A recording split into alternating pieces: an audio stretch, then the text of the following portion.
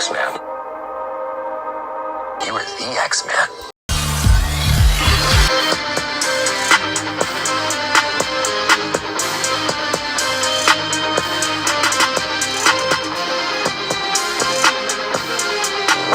It rhymes with Pulverine. What's up, guys? Welcome back to House of Power. We are here for Deadpool. My name is Kyle. Guys, we got, as usual, our Wolverine hat, but we got a new shirt this time. We got our Deadpool shirt, guys, which just says tacos. That's Deadpool upside down. And I got this shirt ages and ages ago, but now it's finally time to bring it back out from the woodwork. If you haven't seen this before, guys, this is our live X-Men and Deadpool in review. The 11 X-Men movies are done. This is Deadpool. Then we have Deadpool 2 coming up. And then the big one, guys, Deadpool Wolverine at the time of this recording, 2 days out from when I'm going to see that. So I'm going to give my thoughts on this movie, guys. We are going to give a favorite character, or I'm going to give a favorite character, I should say, a score out of 10, and the rankings, guys. So let's jump into it. This is elite level comedy. This is elite level superhero movie. I haven't seen this movie probably since it came out in 2016. It's sitting at a crisp 1 hour and 50 minutes here. I still got my Disney Plus screen pulled up where just doing the Deadpool face, the Kevin McAllister, basically. And guys, this is so good. I mean, it's just so funny and so good. And Ryan Reynolds, if there was anyone more born for a role, it was Ryan Reynolds as Deadpool. The only thing I can think of that's comparable is maybe RDJ for Iron Man. And I know Hugh Jackman's been great as Wolverine or Pulverine, as he says in here. But man, Ryan Reynolds is so charismatic in and out of the suit that it's just incredible. It's just no one can play Deadpool like he plays Deadpool. And that's what makes this movie so successful. The R-rated comedy team, and just being so fourth wall breaking and self-aware. This movie starts off, and the opening credits, it's like, directed by asshats, a hot chick, a CGI character, a tool bag, like a bunch of douchebags. It's so funny because it's like you're already laughing right from the beginning, right? And we get a slow-mo sequence, and this is Deadpool going through the car, and it's funny, and he's pulling the guy's underwear, and his gooch is in some guy's face, and it's just like, welcome to Deadpool, dude. And this is what this is. It's just crazy, goofy, over the top, and some slick action scenes. He's also like a mercenary, and we spend a lot of time with Deadpool out of the suit, and I didn't remember how much time he spends out of the suit and going after Ajax, or Francis as he calls him, and he keeps saying, "What's my name?" And he's like, "I'm gonna spell it out for you." And then at the end, obviously, he spells out the dead bodies. But I don't remember all of the jokes, obviously. But the one, I mean, a couple that sticks out, along with the music choices in this movie, guys, are so good. He's like, "Oh, I know, I got my own movie," and it's so fun because Deadpool will turn to the crowd, and that's his whole thing. And he's like, "Whose balls did I have to tickle to get my own movie?" And he's like, "I'll give you a hint. It rhymes with Pulverine." And he's like, "He's got a couple of smooth criminals down under," and I'm like making fun of Hugh Jackman's nationality. It's like, oh my god, dude, so good. And I love how he just openly like shits on the X-Men in this. Like he goes to the mansion, and he's like, "Huh." He's like, big house. I've only seen two of you guys. It's almost like the studio couldn't afford a third X-Men. And I'm like, oh my God, it's so good. Colossus is there and some X-Men I don't know. But they're like, "Hey, we're going to go see the professor." And he's like, "Which one, McAvoy or Stewart?" Because these timelines get so confusing. And guys, having just watched 11 X-Men movies in the last 3 days, I will say that line had me howling with laughter. It was so funny because the timelines do get confusing. And it's just so good, and I just love how it's all tied into the X-Men universe. And again, I hadn't seen any of the X-Men movies when I first saw this movie in theaters, and I didn't know who Deadpool was, and it was a different time, 2016, which feels like a millennia ago. But I was like, "Oh, these jokes are so much funnier now, dude." And it's just like, superhero landing. He makes fun of Gina Carano going down there, and there's so much great humor. JT Miller is really good in this movie too, and it's too bad that he's not in the third one. Although I wouldn't be surprised if he makes some kind of surprise cameo, and he's been like, "I'm not in the movie. I'm not in the movie." It's like, don't be surprised if he shows up there. His comedy bounces off with Ryan Reynolds so well.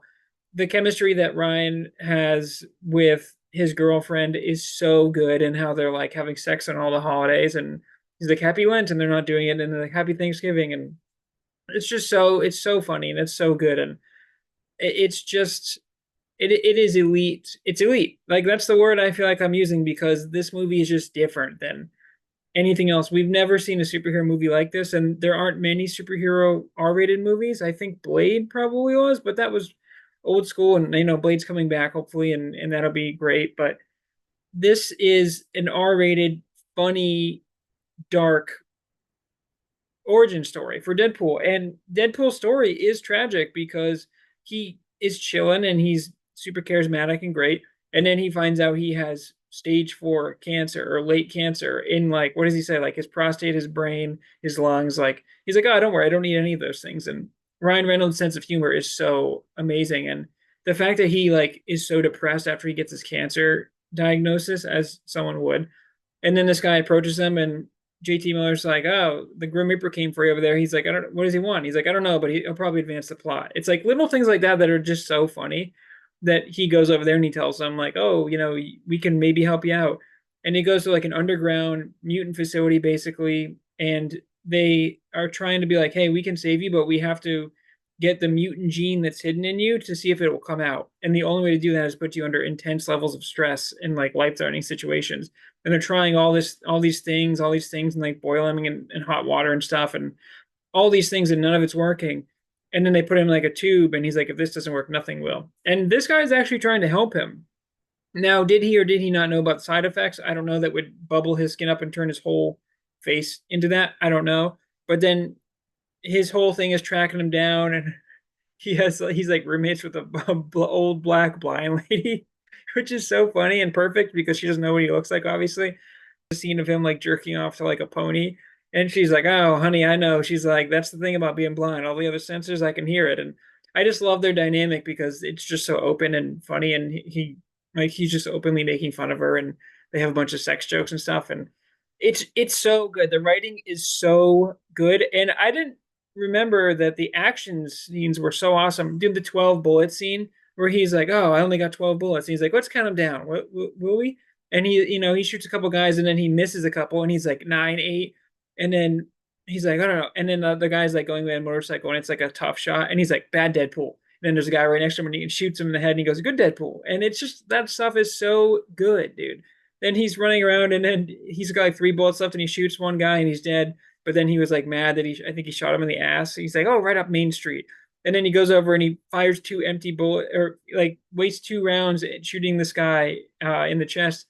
And he's like, "Oh, bad Deadpool," or he's like selfish or whatever. And then, man, it's just the Francis dynamic where he can't feel pain and he's there. And I just love how he's hanging out with Colossus and the other one. And all the jokes are just so good, dude. And this movie is amazing, and the action is incredible, and it's quick, and it flies by. And they do spend a lot of time him getting the suit and the origins, but this is his origin movie, so I'm excited to see. I don't remember anything about Deadpool 2. I think I've only seen it once, but this movie on its own stands the test of time. It stands above everything else, and it's just incredible. Guys, do we have to do the favorite character section? Guess who it is. Go ahead and guess. It's Deadpool, obviously. Ryan Reynolds, Wade Wilson, just incredible. And like I said, inside and outside of the suit, guys, he's so funny. He's so charismatic. His chemistry with the actress's name, I can't think of right now, but his girlfriend is so good. And then for him to kind of lose everything, and for him to selflessly be like, "I'm leaving. A cancer sucks, and you don't want that, and I'm not going to put you through that."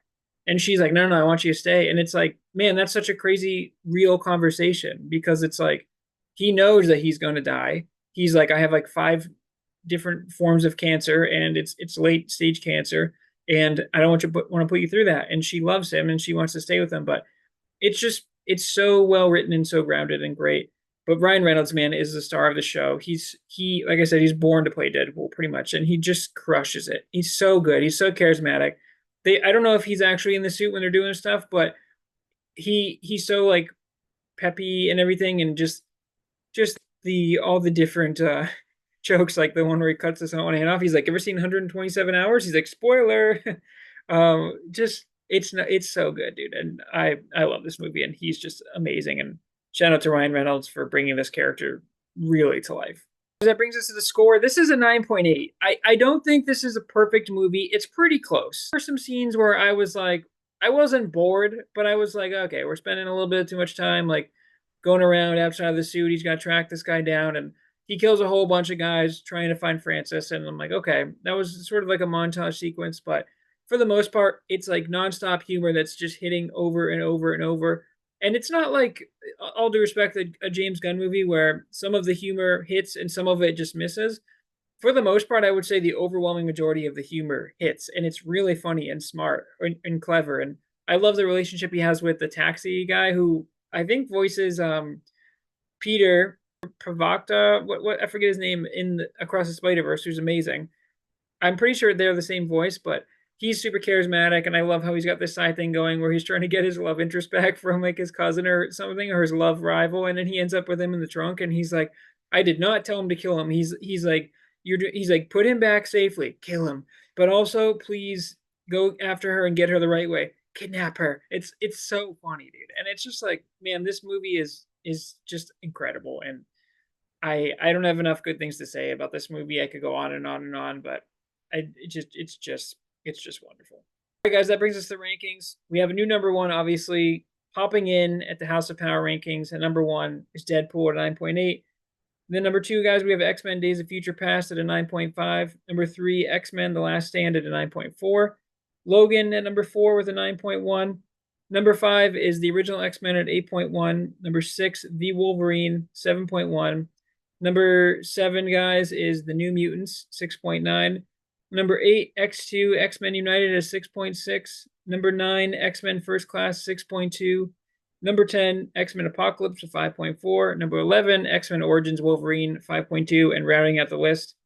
And number 12, guys, is X-Men Dark Phoenix at 5.1. But man, Deadpool comes in, one of the last movies we're reviewing, and just comes in and takes the crown, and it's that good. And those are the rankings sit for 12 movies. All right, guys, that's another episode, House of Power. I didn't even talk about the teaser at the end where he's in like a robe and he comes out and he's like, "What are you doing? You're still here?" He's like, "It's over. Go home. Go away." He's like, "Oh, you're looking for a teaser for Deadpool 2." He's like, "Yeah, we don't have the money for that." He's like, "What do you think? Sam Jackson's gonna come out in an eye patch and in a leather number and do something?" And I'm like, dude, so good. Like the fact that they can just openly make fun of Marvel and the X-Men is so good. And this was obviously before he was even part of the MCU.